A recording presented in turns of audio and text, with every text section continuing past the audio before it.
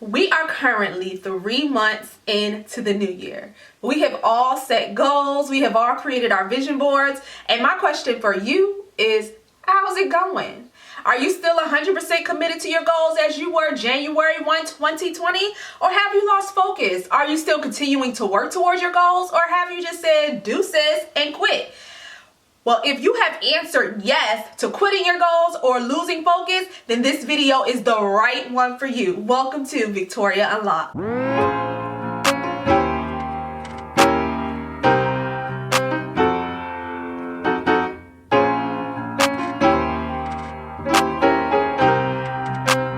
Hey y'all, it's me Victoria and welcome back to Victoria Unlocked. If you are new to this channel, I want to first say welcome to Victoria Unlocked. What you can expect from this channel is just me documenting my journey of living my life 100% God's way and on God's terms. So what you can expect from me is vlogs, faith-based videos, anything to do with my life, family, fitness, fun, faith, and all of the above. So I hope you guys are interested in that. If you are, please subscribe to this channel, turn on your notification bells, and for those that have been a part of my journey since the birth of this channel, I thank you, and I thank you for coming back to another video. We are officially 3 months into the new year.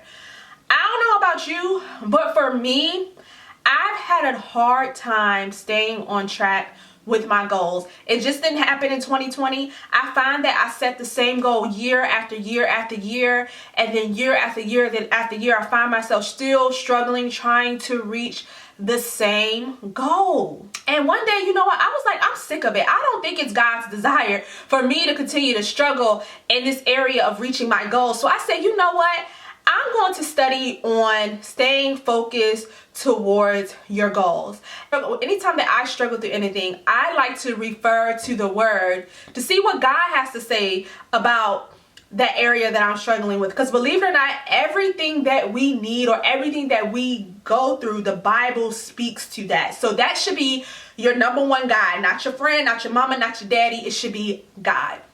So I literally Googled, what does the Bible have to say about staying focused? And I came across this scripture right here, and I'm going to read that from my notes. So if you see me looking down, it's because I have notes in front of me to reference so that I can stay on track.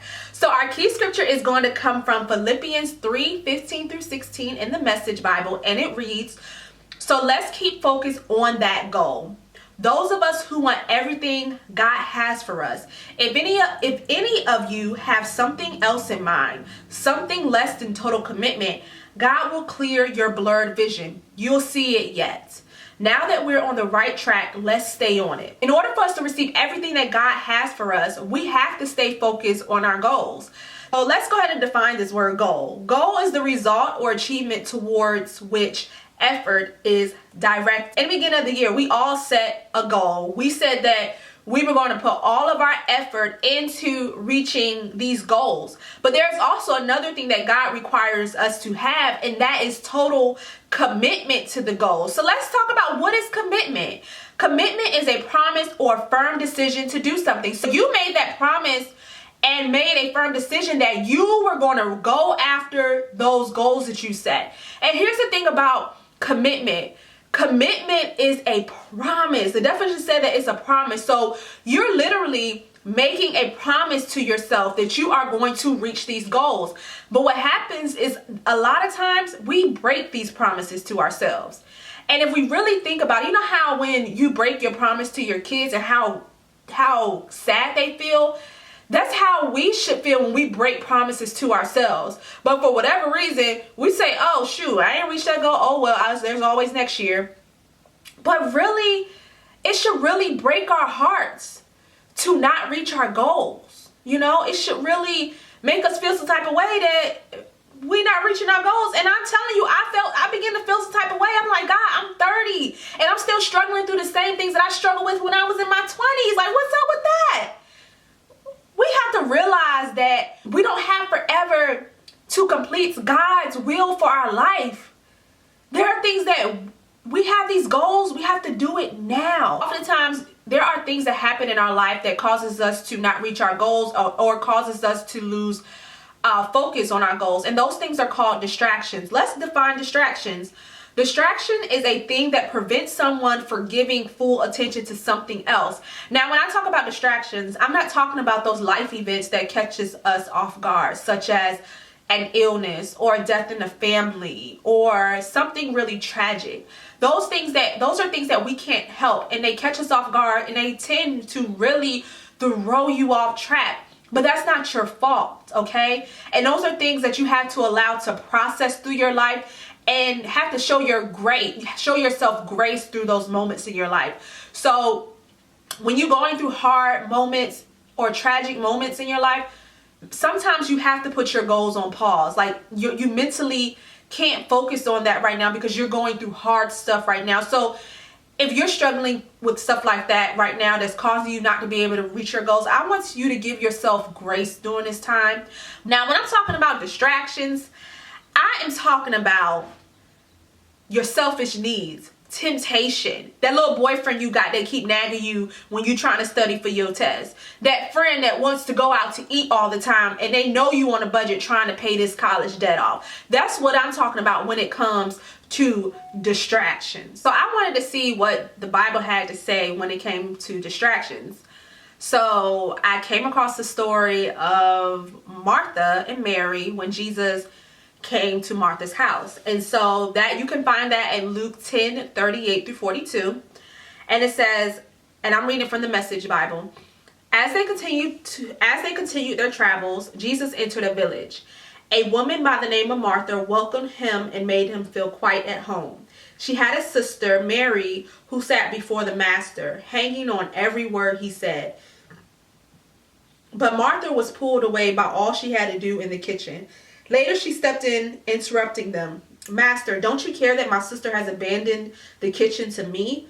Tell her to lend me a hand. The master said, Martha, dear Martha, you're fussing far too much and getting yourself worked up over nothing. One thing is essential, and Mary has chosen it. It's the main course and won't be taken from her.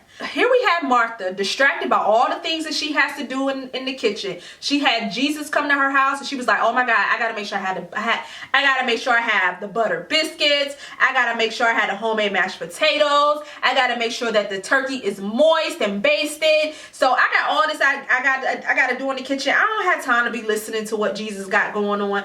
And then Mary, her sister, is like, oh my God, Jesus is in my house, the one that everybody speaks of. Like, I have to sit here and learn from him. She has something more important to tend to than worried about that the biscuits being buttered. And so she's sitting there listening to Jesus.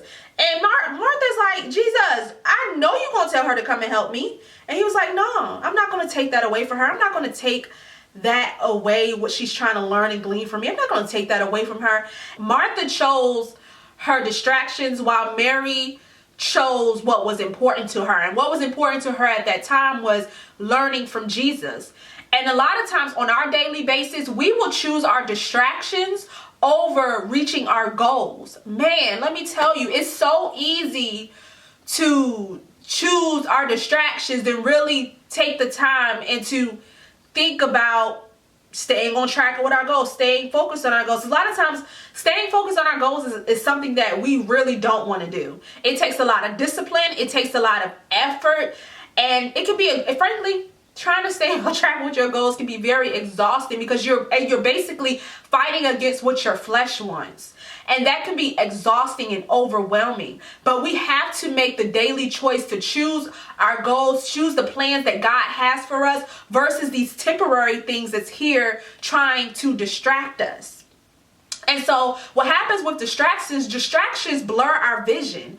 It blurs us from being able to stay focused on our goals and our vision that God has for us. And what happens, it pulls us away from the things and the plans that God has for us. So we have to resist distractions at all costs. And it's not going to be easy. The enemy is going to continue. I'm talking with my hands and I'm sorry. The enemy is going to continue to throw distractions in your way.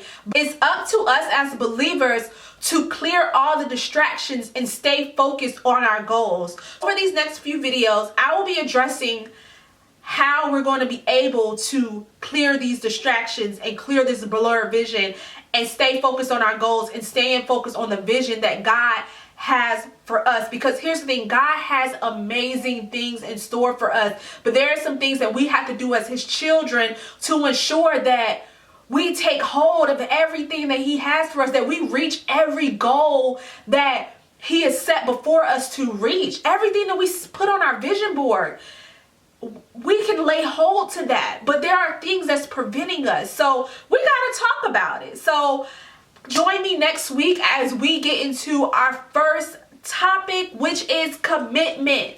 And so if you struggle with commitment, then you're going to want to come back next week to join me as we discuss how to be 100% committed and how to go all in on your goals. I hope you all enjoyed the introduction to our new series. If you did, go ahead and hit that like button below. Drop me a comment and tell me how excited you are about this new series. And be sure to subscribe if you're not.